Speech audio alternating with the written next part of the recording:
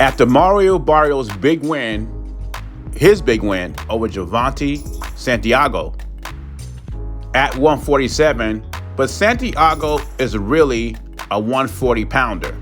But as the PBC does, he brought him up to 147 to showcase Mario Barrios as a 147-pounder.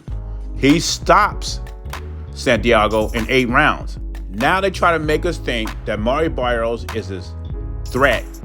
He's his big puncher at 147. Not to mention, Santiago was stopped by Antoine Russell the fight before, and that fight was at 140.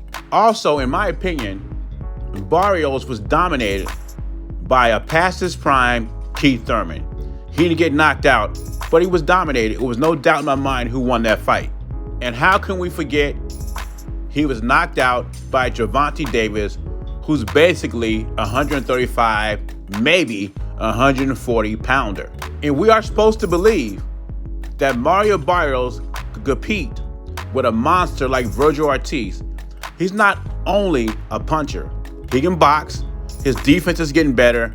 He would destroy Mario Barrios within 5 or 6 rounds, in my opinion. Vergil Ortiz fight Mario Barrios will be a step back. Like they say, there are levels to this.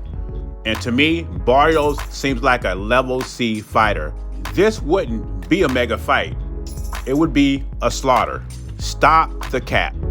That's why I said I got to see what all he's going to bring. He need to ask himself, do he got chin? I know Tank got a chin. Why? Because he get hit. You know what I'm saying? And he got hit by the best. You know, all of a sudden, I don't know who started this narrative, but Ryan Garcia gets dropped by Luke Campbell, but he gets up and he stops Luke Campbell. Even Gervonta Davis gives him credit for that. And when you look throughout history, a lot of the all-time greats have been down, been hurt, came back, and prevailed. I don't get on Ryan Garcia for being put down. It happens to the best. It's not about Ryan Garcia not having a chin to me.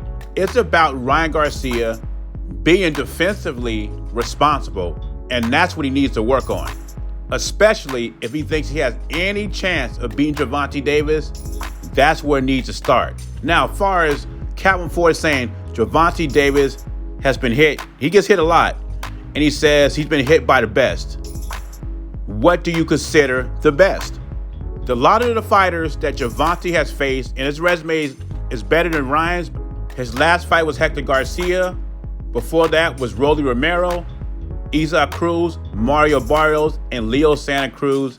And we'll go with Urakis Gamboa. The last 5 opponents that Gervonta has faced, they're decent fighters, but I do not consider them the best. I mean, Calvin Ford said Gervonta Davis been hit by the best. Is Rolly Romero one of the best fighters out there? How about Mario Barrios? We just got done talking about him. Is he one of the best fighters out there? Now, I do agree with Calvin Ford says Gervonta Davis gets hit a lot, but he hasn't faced top competition, so I cannot say he's been hit by the best. Matter of fact, I think Davis was very selective with his opponents, or his management team was, and I would have to say, in my opinion, Ryan Garcia will be the biggest puncher that Tank has faced, and probably the best opponent Gervonta has faced. By the way, I am not calling Ryan Garcia an all-time great. Anyway, what's your opinion? Do you agree with Calvin Ford? Gervonta Davis has been hit by the best. Leave your thoughts in comments below. Jay Beasy, I'm gone.